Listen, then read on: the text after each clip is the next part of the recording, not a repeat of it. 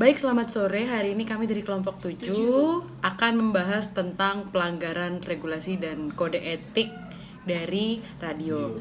Nah, kelompok kami beranggotakan Anissa Ramatia, lalu Maria ada Iyagista, lalu Yohanes Baptista Fikra Maimantaka dan Albertus Wandi 6237. ya.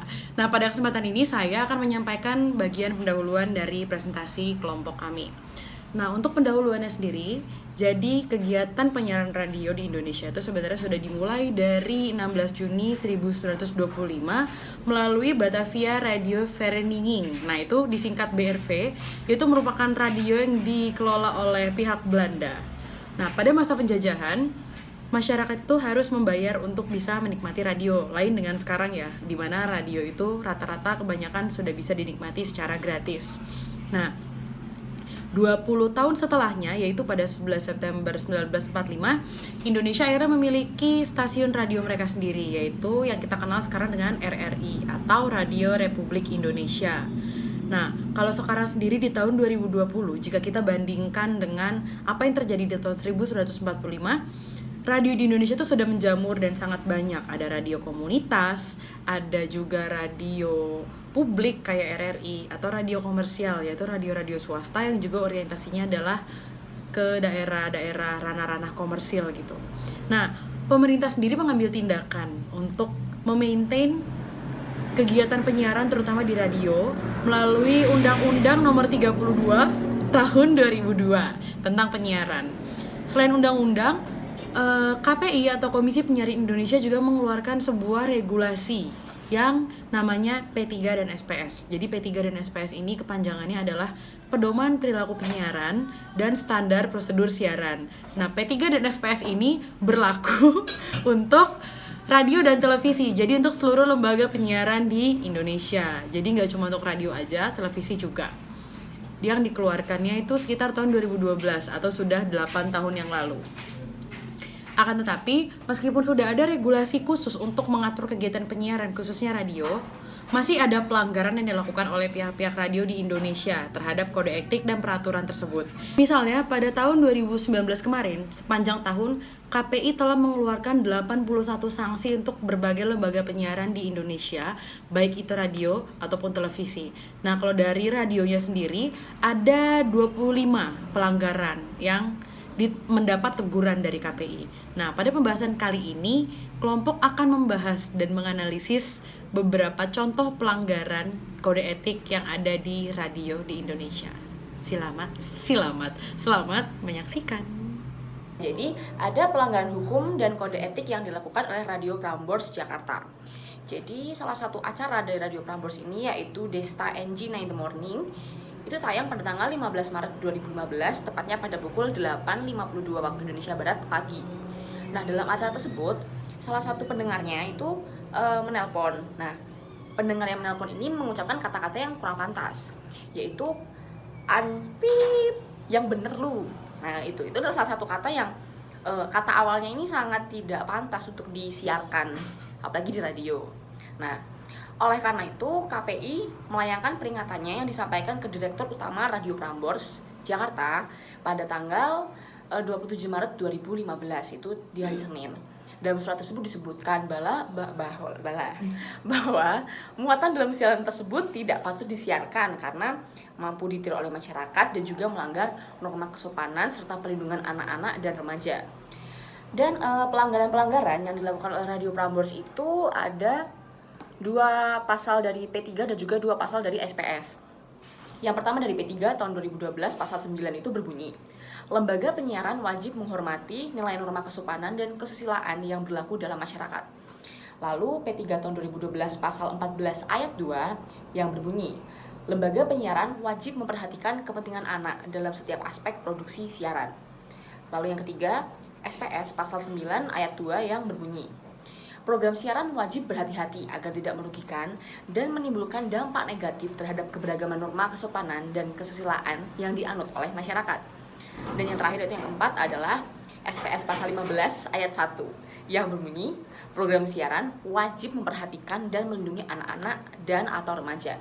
Jadi dari yang sudah saya sampaikan tadi, kata-kata yang disebutkan oleh pria tidak disebutkan namanya ini, sangat melanggar karena kata-kata yang diucapkan itu sangat kasar dan tidak baik apabila didengarkan oleh masyarakat, apalagi jika yang mendengarkan adalah anak-anak.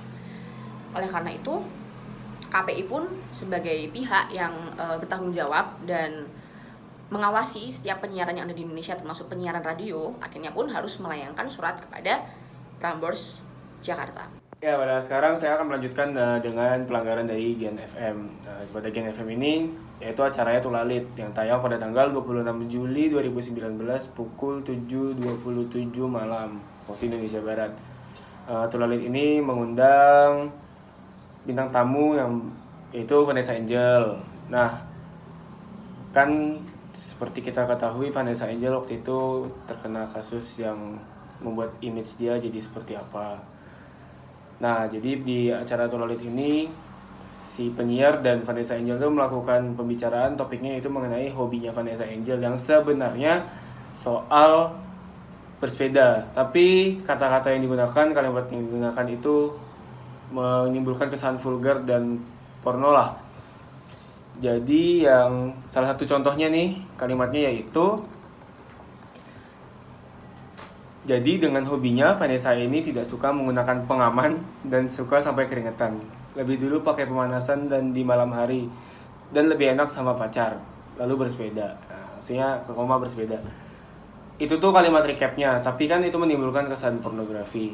Kan ambigu gitu bahasanya. Nah, kemudian pada tanggal 5 September 2019 KPI memberikan surat peringatan kepada Gen FM atas acara Tulalit.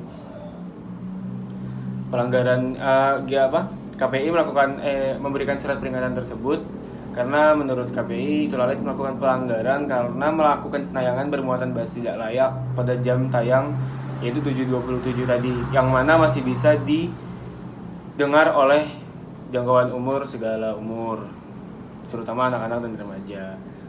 Nah, yaitu pasalnya yang dikenakan ke Gen FM yaitu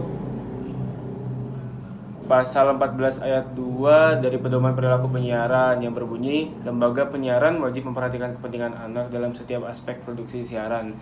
Lalu pada pasal 15 ayat 1 dan pada standar program siaran wajib memperhatikan dan melindungi kepentingan anak-anak dan atau remaja. Jadi KPI itu harus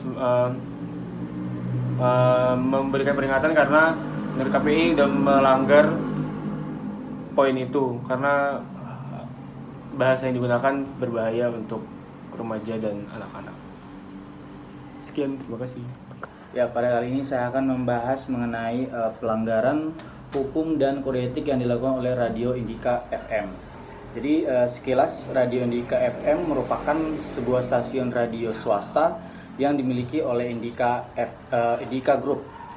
Nah, pada beberapa waktu kemarin, tepatnya tanggal 18 Januari 2020, pukul 7.45 telah melakukan sebuah pelanggaran hukum dan kode etik yang berlaku di Indonesia. Nah, program acara dari Indika FM itu adalah Indika Pagi. Nah, pas program itu tayang atau disiarkan, bahwa topik yang diangkat itu adalah tentang seks dan orgasme. Nah, seperti yang kita ketahui bahwa di jam tersebut merupakan waktu di mana anak-anak sudah mulai beraktivitas dan mempunyai kesempatan untuk mendengarkan konten yang disiarkan oleh stasiun radio tersebut. Nah, pada kali ini pihak KPI atau Komisi Penyiaran Indonesia menyorot program acara tersebut ya, karena telah melanggar jenis pelanggaran, yakni pelanggaran atas ketentuan tentang perlindungan anak-anak dan remaja serta program siaran yang berisikan pembicaraan mengenai masalah seks. Nah, dengan begitu pihak dari KPI menyorot program acara tersebut dengan memberikan surat teguran yang mana telah melanggar yang pertama itu P3SPS Pedoman Perilaku Penyiaran Komisi Penyiaran Indonesia tahun 2012 pasal 14 ayat 2 tentang lembaga penyiaran wajib memperhatikan kepentingan anak dalam setiap aspek produksi siaran. Kemudian stasiun radio tersebut melanggar pasal 16 yakni lembaga penyiaran wajib tunduk pada ketentuan larangan dan atau pembatasan program siaran bermuatan seksual. Kemudian yang ketiga yaitu standar program siaran Komisi Penyiaran Indonesia tahun 2012 pasal 15 ayat 1 yang mana berisikan lembaga penyiaran wajib memperhatikan dan melindungi hak dan kepentingan orang. Nah, dari pasal tersebut dijabarkan lagi bahwa orang atau kelompok pekerja itu dianggap marginal. Kemudian yang kedua, orang dan atau kelompok dengan orientasi seks dan identitas gender tertentu. Orang atau dan atau kelompok dengan kondisi fisik tertentu. Nah, pada program Indika Pagi juga itu melanggar pasal 22 ayat 1 karena tidak menjalankan dan menaati kode etik jurnalistik yang dimana dalam penyiaran tersebut kurang memperhatikan kepentingan publik. Nah,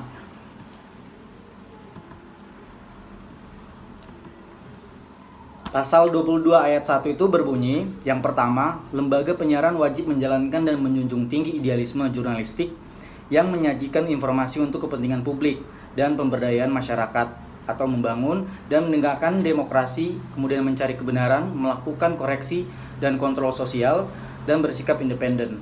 Jadi kalau kita lihat di sini bahwa stasiun radio swasta yakni Indika FM itu telah melanggar beberapa banyak pasal yang dimana dia topik tentang seks dan orgasme yang seperti kita ketahui bahwa program ini disiarkan tepat jam 7.45 yang kita tahu bahwa itu merupakan jam atau anak-anak sudah mulai beraktivitas dan pasti mempunyai kesempatan untuk mengkonsumsi konten yang disiarkan oleh radio tersebut.